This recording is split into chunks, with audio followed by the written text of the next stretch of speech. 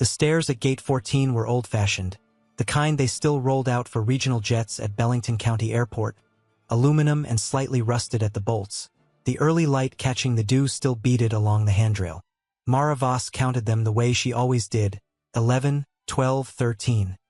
Her white cane tapping each edge a half-second before her foot found it, her lips moving faintly with the numbers like a private hymn. She was 9 years old, dressed in a yellow raincoat, though the morning sky was clear and cloudless, because yellow was the color she could still catch in flashes of light and shadow when almost nothing else came through anymore.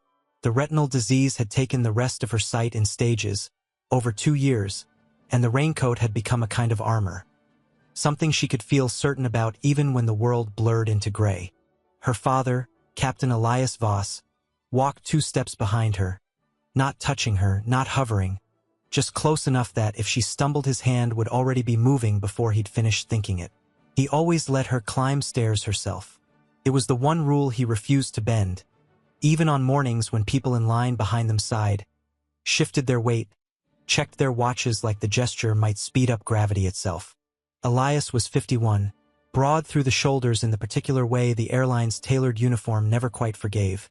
His hands marked with old calluses from decades of yokes and throttle levers, a thin scar tracing his jawline from an incident he never explained to strangers. He wasn't flying this leg. He was a passenger today, off-duty, in jeans and a gray fleece instead of 4 gold stripes, escorting his daughter to her mother's house in Charleston for the summer. A ritual that cost him something every single time he did it, though he had never once said so aloud, not even to Mara. He carried her backpack on one shoulder, faded purple with a constellation of glow-in-the-dark stars sewn onto the front flap, and a worn leather satchel on the other, the kind of bag that had flown more miles than most people drive in a lifetime, its strap gone soft and dark with handling. Inside it, though no one around him could have known, was a laminated badge in a slim leather fold. Not a pilot's ID, but something newer, something he still wasn't fully used to carrying. 3 months earlier, he traded the left seat of a Boeing 737 for a desk on the Airline Safety and Conduct Review Board, the body that investigated incidents involving crew, passengers, and the unwritten rules of what people owed each other 30,000 feet above the ground. He still flew check rides twice a month, still loved the work too much to leave it entirely. But on a morning like this, he was only a father, and that was the only title he wanted. Behind them in line, passengers shifted in the thin gray light of 6:40 a.m. A college kid in oversized headphones, asleep on his feet, swaying gently with each shuffle forward. A young mother named Desiree Combs cradling a sleeping infant against her chest, her free hand braced on the rail. An older man, silver-bearded, clutching a paperback thriller like a life raft, his reading glasses pushed up into thinning hair. None of them paid much attention to the captain and his daughter. Why would they? Just a man and a girl with a cane, taking their time on a staircase, the way everyone is supposed to be allowed to. That was when Karen Bellwether decided they were taking too long. She came up the line in tan suede heels that had no business on a metal staircase, oversized sunglasses pushed into a blowout that had clearly survived a connecting flight already, her carry-on a hardshell case in a shade of glossy pink that matched nothing and announced everything. She had been pulled aside at security for a liquids violation 40 minutes earlier, a 6-ounce bottle of serum she'd argued about for 10 full minutes, and had decided, somewhere between the X-ray belt and the gate, that the universe owed her smoothness today, owed her speed, owed her an apology it didn't yet know it needed to give. "Oh my God, can we move?" she said, not quite to anyone, to the air itself, to the stairs, to the morning. "Some of us have a connection in Charlotte. This is unbelievable." Mara didn't turn around. She had learned, the hard way, in school hallways and grocery store aisles, that turning toward voices like that only invited them closer. She kept counting steps. 14, 15. Karen didn't wait for an opening. She didn't ask, didn't excuse herself, didn't so much as glance down to register that the small figure in front of her was a child holding a white cane. She put one manicured hand flat against the small of Mara's yellow raincoat and shoved. It wasn't a hard shove, not by the standard of things that knock a grown man off balance. But Mara had no warning. No sound of footsteps to read in the scuffle of the line. No shift in air pressure. Nothing to tell her a hand was coming. Her cane skated sideways off the step's edge with a thin metallic shriek. Her body twisted toward the rail and missed it entirely. For one suspended half-second she was airborne over an open staircase, arms flung wide, the yellow raincoat snapping like a flag caught in wind, and the only sound in Elias's ears was his own heartbeat detonating once, enormous, before his hand closed around her wrist with a grip that would leave a faint bruise for a week and hauled her back hard against his chest. The exact motion of a man who has spent his whole working life training himself never, ever to drop what he's holding. The stairs went silent. Even Desiree's sleeping infant startled and went still, as if the entire gate area had taken one collective breath and was holding it captive in its lungs. "She's blind," the man with the paperback said, his voice cracking with disbelief more than volume, the book falling slack against his thigh. Karen didn't flinch. If anything, she straightened her spine, the sunglasses sliding back down over her eyes like a visor lowering for battle. "Then she shouldn't be hogging the stairs," she said, each word clipped and bright with self-justification. "Some of us have places to be. I don't have time for a whole production." Elias had not yet released his daughter's wrist. He could feel her pulse hammering frantic under his fingers, could feel the particular stillness she did when she was trying hard not to let anyone hear that she was frightened. A stillness he recognized because he had built half his career around reading exactly that kind of silence in a cockpit, the silence of someone holding themselves together by sheer will. He looked down at Karen Bellwether, sized her up the way he had once sized up unstable weather fronts and panicking first officers and the particular shape of situations about to detonate, and said nothing yet. 26 years in command of aircraft full of strangers had taught him one unbending lesson. The first word spoken in a crisis is never the loudest one. "You don't touch my daughter," he said finally, quiet enough that people leaned in to hear it, which was exactly the effect that 26 years of captain's seat authority had trained permanently into his voice. "Not ever. Not for any reason on this earth.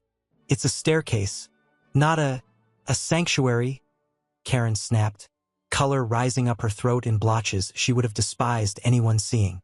"I barely touched her. People are so dramatic now. I swear, everyone wants to be the victim of something." "Ma'am." This came from the gate agent who had hurried up behind the line, a young woman named Priya Anand whose badge still had the shine of someone 6 months into the job, her voice already trembling with the effort of staying level. "I need you to step back from this family right now. This family is holding up an entire flight. Ma'am, I watched you push a child off a staircase. That landed differently than anything Elias had said." Karen's mouth opened and then closed, some quiet calculation running behind the designer sunglasses. Witnesses, phones, cost. And into that gap of silence, Mara finally spoke, her voice small but steady, the voice of a girl who had practiced, over and over, not sounding afraid. "I'm okay, Dad," she said, finding his hand and gripping it with both of hers. "I'm okay." "I know, baby," Elias said low just for her. "I've got you. I've always got you." They boarded. Of course they boarded. There was a flight to catch and Priya, flushed and furious, walked the family up the rest of the stairs personally, murmuring apologies that weren't hers to make, one palm hovering protectively near Mara's shoulder without quite touching it. Karen boarded too, 6 rows back, already on a phone call, her voice pitched to Carrie. "You have no idea who you're dealing with," she was saying to someone, anyone, the cabin crew, the universe. "I am extremely well connected with this airline. I know people at corporate." The flight attendants working economy that morning were named Renata Cole and Theo Brandt. Renata 15 years into the job, with a calm that had been forged across 1,000 difficult boardings, and Theo newer, watchful, careful to mirror her steadiness. They exchanged a glance over the intercom panel as Karen's voice rose 2 rows from the galley. A glance that said, without a single word passing between them, "This one's going to be a long flight." Mara settled into seat 7A by the window, her hand finding the seatbelt buckle in the same unhurried, methodical motion she always used. Left hand bracing the frame, right hand tracing down to the buckle. Click. Elias took 7B beside her, the satchel wedged under the seat in front, close enough to reach without looking. The cabin filled in around them. The smell of recycled air and someone's drive-through coffee. The mechanical clatter of overhead bins slamming closed.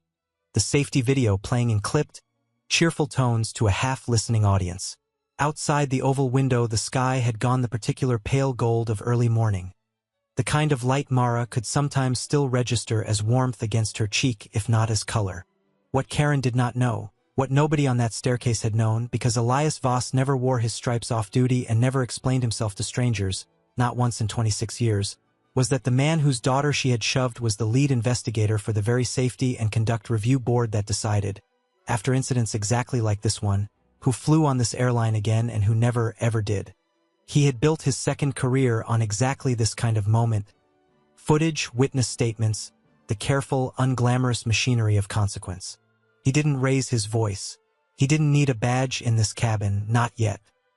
He simply took out his phone while his daughter settled beside him and typed a short message, a flight number, a seat assignment, 3 sentences of plain fact, to a colleague who happened, by the quiet coincidence the airline relied on more than people knew, to be seated in 14C that morning with a laminated badge in her jacket pocket and absolutely nothing better to do than watch a woman in tan heels learn, slowly, what consequences actually felt like. The flight pushed back on schedule. Renata moved down the aisle counting heads, her professional smile never quite reaching the tightness around her eyes whenever it passed Karen's row. 40 minutes into the flight, somewhere over the green-brown patchwork of the Carolinas, the seatbelt sign chimed off and the cabin exhaled into the low murmur of a flight settling into cruise. Karen had been quiet for a while. Quiet, in her case, meaning only that her phone calls had ended and her irritation had turned inward, simmering, looking for a new surface to land on. Found one in the beverage cart. Theo reached her row with the cart and asked, kindly, what she'd like to drink. Karen looked at the offered cup of coffee like it had personally offended her. This is lukewarm, she said, not a question. I asked for hot, properly hot. Is that so difficult to understand? I'm happy to get you a fresh one, ma'am, Theo said, already reaching for the carafe. Forget it. Karen took the cup anyway, and in the same motion, as Theo turned to the next row, she leaned forward into the aisle, craning to see past 3 rows of seats to where Mara's yellow raincoat sleeve was visible over the armrest. Something about the sight of the child, calm now, settled, her father's hand resting lightly over hers, seemed to needle at Karen in a way she couldn't name and didn't try to. I can't believe they let her sit there like nothing happened, Karen said to the man beside her, a stranger who had not asked, who shrank slightly into his own shoulder. Some people use anything as an excuse these days. Probably wasn't even that bad. The man beside her said nothing. 2 rows up, a woman glanced back, jaw tight, and said nothing either, though her thumb moved, quietly, to the record button on her phone. Elias heard every word. He felt Mara go very still beside him. Not frightened this time, but listening, the particular stillness of a child trying to decide whether something is worth being hurt by. He leaned down and murmured, just for her, you don't have to listen to her, baby. You did nothing wrong. Not one thing. I know, Mara whispered back. I just wish she'd stop. She will, Elias said. Sooner than she thinks. Karen's voice rose again moments later, this time over something else entirely. A recline angle, an elbow on a shared armrest, the small frictions of economy class that she treated as personal injuries. Renata was summoned twice in the span of 10 minutes, her composure fraying thinner each time, though she never let it show in her voice. The cabin around Karen had gone quiet in a different way now. Not the silence of people minding their business, but the silence of an audience watching a slow-building storm, waiting to see exactly how far it would go. It went further than anyone expected. Somewhere past the seatbelt sign's second chime, as the aircraft began its long, gentle descent toward Charleston, Karen stood without warning, stepped into the aisle, and walked the 3 rows forward to where Mara and her father sat, her tan heels striking the floor with a sharp, deliberate rhythm. I just think, she said, loud enough now that the whole cabin turned, that if you can't control your own kid, you shouldn't be flying her around like this. It's not fair to the rest of us. Some of us paid for peace and quiet. Elias rose from his seat without hurry, unfolding to his full height in the narrow aisle, calm in a way that made the air around him feel suddenly colder, and looked at her with an expression that had once, on more than one occasion, talked a panicking cockpit back from the edge of disaster. My daughter, he said, has not made a sound this entire flight. You shoved her down a staircase 2 hours ago. I'd suggest you sit down. I did not shove her, Karen said, her voice climbing, a tremor of genuine fury entering it now, the kind that comes when a person senses, for the first time, that the world might not simply bend around them. This is exactly the kind of manufactured outrage that ruins air travel for everyone. You people act like, ma'am. Renata's voice cut through, low and absolutely final, the voice of someone who had spent 15 years learning exactly when to deploy it. You need to return to your seat immediately. I know people at this airline, Karen said, but the words had lost their old certainty, thinning out even as she said them. I will be making calls about this. About all of this. You can make whatever calls you like, said a new voice from seat 14C. A woman who had been quiet the entire flight, who now stood and walked forward with unhurried purpose, reaching into her jacket as she came. But first, I think you should sit down and listen. She held open a slim leather fold. Inside it, a badge, gold and blue, federal in its weight, the kind of object that didn't need explaining to anyone who'd ever seen one in a film or a nightmare. Beneath the seal, a name and a title, Federal Air Marshal. The cabin made a sound it hadn't made all flight. Not a gasp exactly, more a single collective inhale, the sound of 40 strangers suddenly understanding that the story they'd been watching had a different shape than they'd thought. Karen's face moved through 5 things in rapid succession. First, confusion, a small furrow, as if the badge were written in a language she didn't quite speak. Then the slow arithmetic of processing Air Marshal, this whole time watching, her eyes flicking instinctively to the nearest exit row as if proximity to a door might undo the last 2 hours.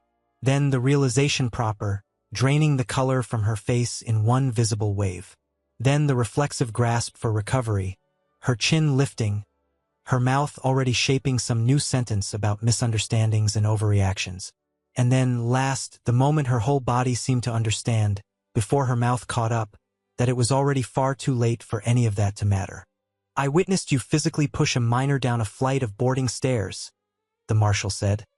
And I've now witnessed you harassing that same child and her father for the length of this flight, in front of a full cabin of witnesses. That's assault on a minor, plus continued harassment.